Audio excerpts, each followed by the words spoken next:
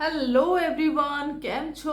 आशा करती हूँ आप सब मज़े में हो। तो गुजरात जुडिशरी की अगर हमें तैयारी करनी है तो थोड़ी बहुत गुजराती तो हमें आनी ही चाहिए, राइट। तो यहाँ पर मैं आपके साथ शेयर करने वाली हूँ आज गुजरात जुडिशरी के बारे में। बेसिक बेसिक सारी चीज़ें आपके साथ यहाँ पे शेयर करने वाली हूँ। इससे पहले जब मैंने अपना अपकमिंग जुडिशरी का जो वीडियोस बनाए थे वहाँ पे बताया था कि गुजरात जुडिशरी बहुत जल्दी ही आने वाली है। साथ ही आरजेएस की भी जो सीट है वह नोटिफाई हुई है और इसकी वैकेंसी कब आने वाली है, कब फुल डिटेल नोटिफिकेशन आने वाला है, चीज़ें इसके लिए भी बहुत सारी हो रही है कि अब आएगा या बाद में आएगा। उसके लिए एक अलग से वीडियो आपके सामने आएगा जहां पर कि ये सारी चीज़ें भी क्लियर की जाएगी। अभी बात कर लेते हैं गुजरात जुडिशरी की। तो गुजरात जुडिशरी बम्पर एकदम पोस्ट लेकर आई है। साथ ही यहाँ पर चीज़ें चेंज हुई है। यहाँ पे सिलेबस चेंज हुआ है। बेसिक मेन चीज़ यही है कि आपके जो क्रिमिनल लॉज है वह यहाँ पे चेंजेस है, और अदरवाइज यहाँ पे जो सिलेबस है उसमें कोई चेंजेस वैसे नहीं है। सिविल का जो आपका सिलेबस जो पहले आता था वही है। और बाकी कौन से केस के रिगार्डिंग यहाँ पे रेफरेंस दिया गया है, और एग्जाम पैटर्न पहले क्या होता था, अभी इसमें क्या है, और अभी इसकी जो है ना बेसिक एज क्या, एज कौन सी एज में आप जो है ये एग्ज़ाम दे सकते हैं, इसकी सैलरी कितनी होती है, कहाँ पर आपको लोकेशन मिलता है, राइट। और यहाँ मेन रहता है कि जो गुजराती का जो एक चीज़ आई है कि यहाँ पर अगर आप नॉन गुजराती हो, मीन्स कि अगर आपने 10th और 12th में अगर आपने यहाँ की बोर्ड में अगर आपने गुजराती नहीं पढ़ी है तो आपके लिए क्या कंडीशन लगाई गई है। और सबसे इम्पोर्टेंट ये रहता है कि यहाँ पर जो ये लैंग्वेज रहती है गुजराती लैंग्वेज, एक्चुअली में गुजराती लैंग्वेज सबसे इजी लैंग्वेज होती है। एक बार को हम बोलते हैं कि राजस्थानी हम बोलते हैं, बट लिखने में पढ़ने में अभी भी कुछ शब्द है जहाँ पर हम इंग्लिश का यूज़ कर ही लेते हैं।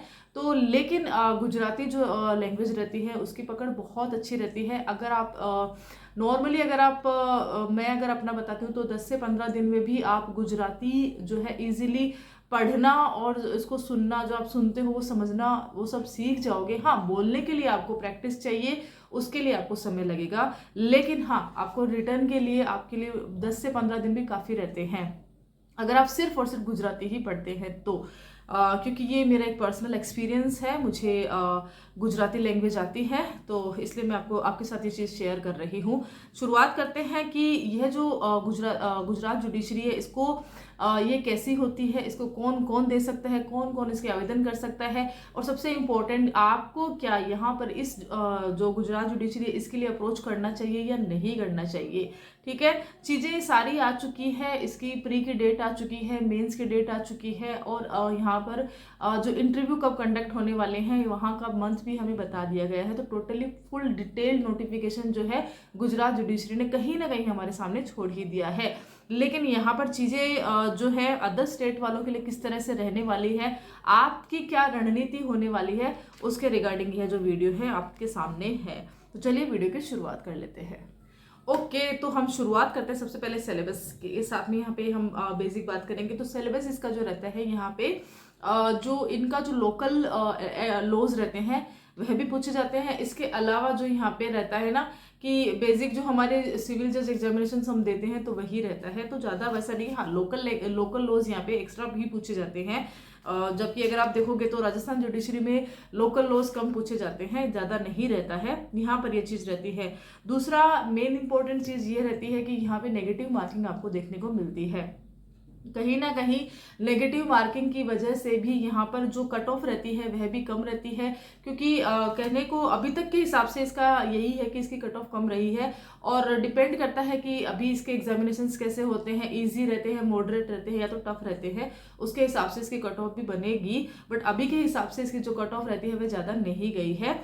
और बात कर लेते हैं यहाँ पे कि अभी, क्योंकि अभी सुप्रीम कोर्ट ने भी कहा है, मलिक मजहर सुल्तान का जो केस हुआ था यहाँ पे वर्सेस यूपी पुलिस सर्विसेज की, यहाँ पे जो भी वैकेंसीज रहती है ना उसको आपको जल्दी से जल्दी फिल करना रहता है। ये सुप्रीम कोर्ट की गाइडलाइन हम मान सकते हैं कि यह जो केस है यह बहुत इस जो ये जूनियर डिविजन्स के जो भर्ती होती है इसके अंतर्गत यह जो इस केस का हमेशा जिक्र किया ही जाता है। अब सबसे इम्पोर्टेंट आती है इसकी एजुकेशन क्वालिफिकेशन के बारे में, एलिजिबिलिटी जिसको हम बोलते हैं। तो यहाँ पे एसेंशियल क्वालिफिकेशन में क्या मांगा गया है, तो एसेंशियल क्वालिफिकेशन में यहाँ पर दो चीज़ मांगी गई है। फर्स्ट मांगी गई है कि आपके पास में रिकॉग्नाइज्ड यूनिवर्सिटी से लॉ की डिग्री होनी चाहिए।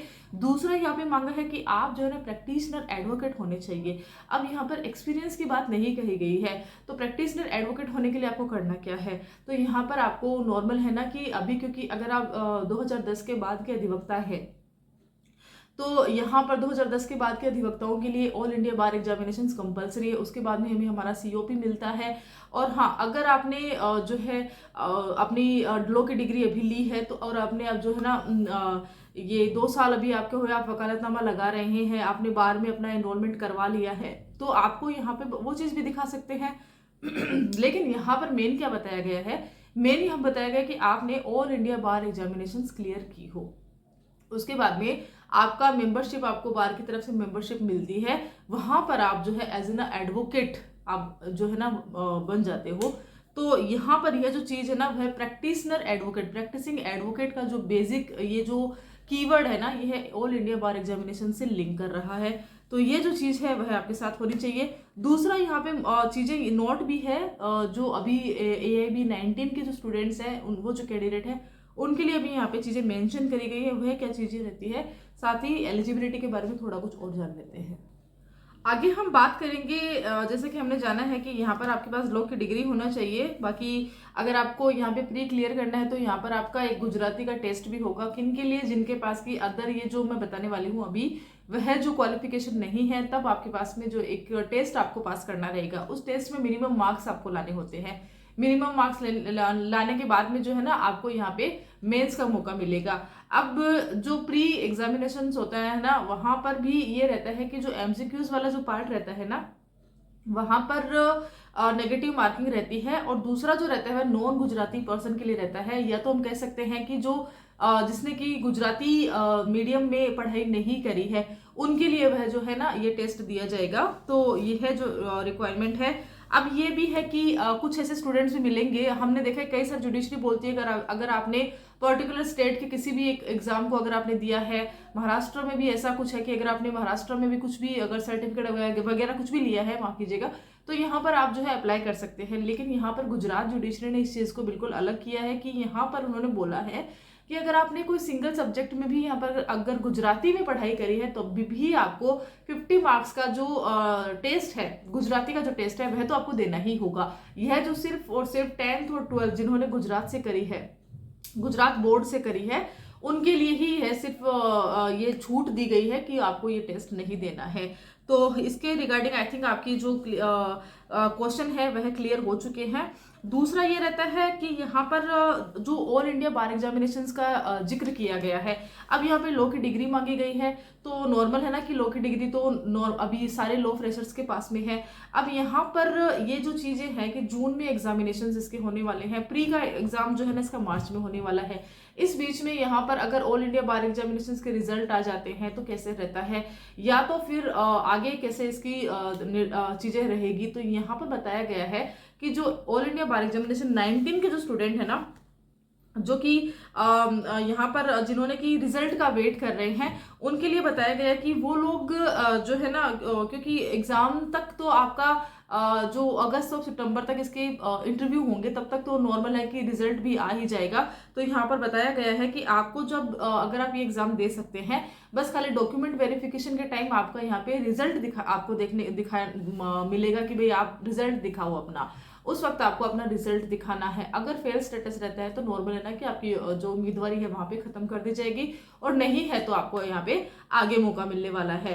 तो नॉर्मल सी बात है कि आज 1 फरवरी है 2025 है, तो यहाँ आज से ही इसके आवेदन स्टार्ट हो चुके हैं, जो कि 1 मार्च 2025 तक होने वाले हैं। एग्जामिनेशन इसके है कि प्री की जो डेट है 23 मार्च है, और इसके एग्जाम जो है ना प्री और मेन दोनों ही संडे को ही कंडक्ट करवाने वाले हैं।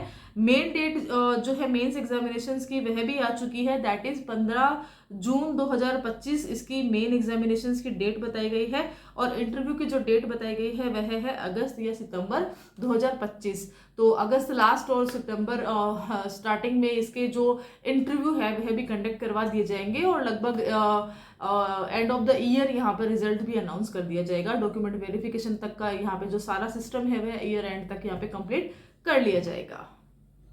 सीट की बात करते हैं, 212 सीट हमारे सामने है, जिसमें कि जनरल की आपको यहाँ पे 87 सीट देखने को मिलेगी, जिसमें कि 29 जो सीट है वह वुमन के लिए रिजर्व की गई है।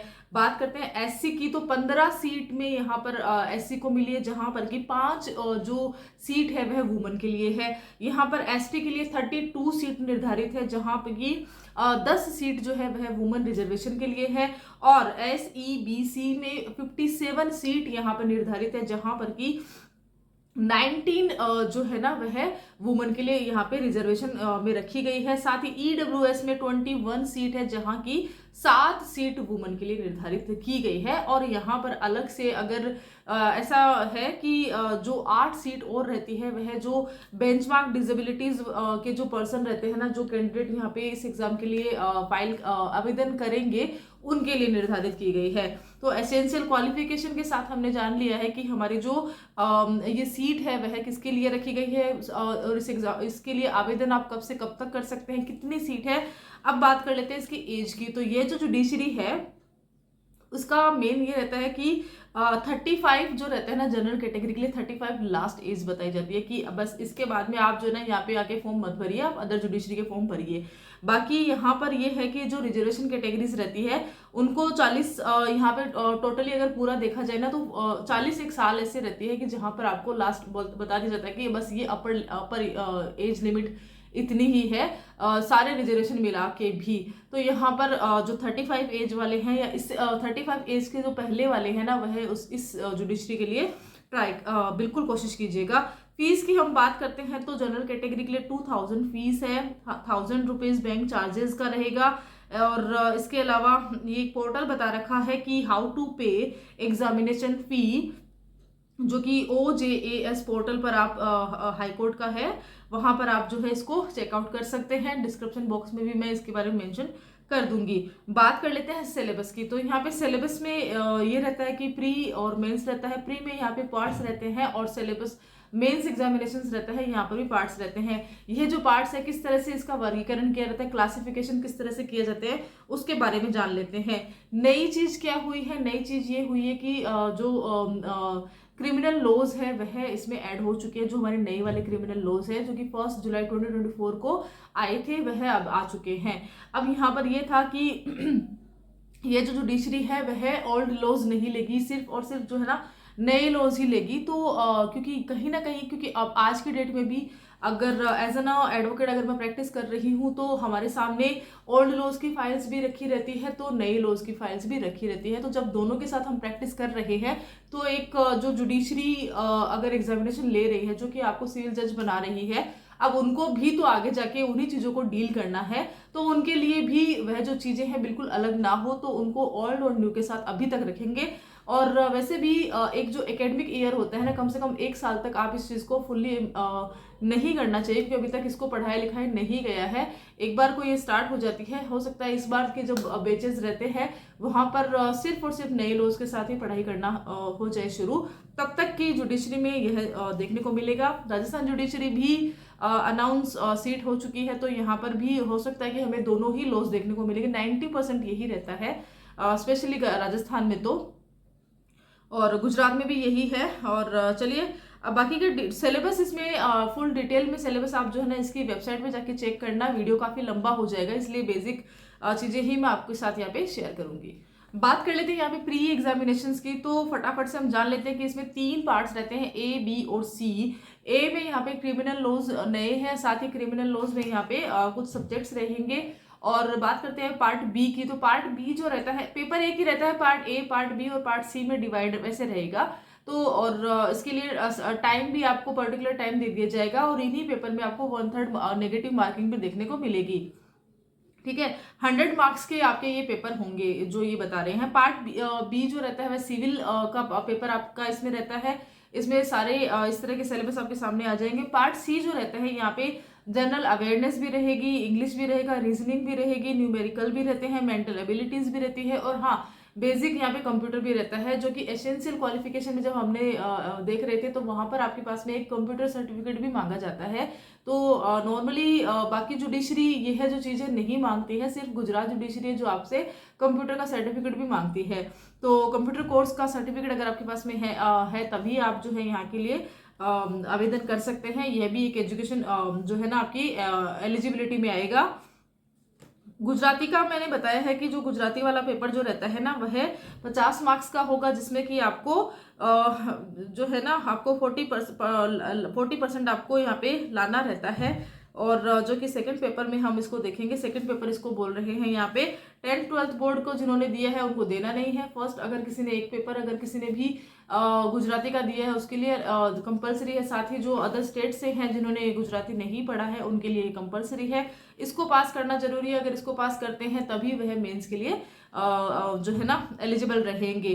तो इस तरह से बताया गया है। गुजराती का भी यहाँ पर सिलेबस बताया गया है, कौन सी गुजराती में कौन सी चीज़ें हैं। बहुत बेसिक चीज़ें हैं, ज़्यादा हार्ड गुजराती का बिल्कुल भी सिलेबस नहीं है। अगर आप सिलेबस देखोगे, अगर आपने एक बार गुजराती लैंग्वेज को पकड़ में अगर आपको आ गई है ना तो यहाँ पर सिलेबस बहुत ईजी है। नॉर्मली हम हिंदी और इंग्लिश को पढ़ते हैं वैसे ही हमें पढ़ना है, सिर्फ और सिर्फ भाषा का अंतर है और कुछ भी अंतर नहीं है। अगर आपने एक बार भाषा पकड़ ली है तो आपको बहुत ईजी रह जाएगा वहाँ पे 50 मार्क्स का यहाँ पे पास होना।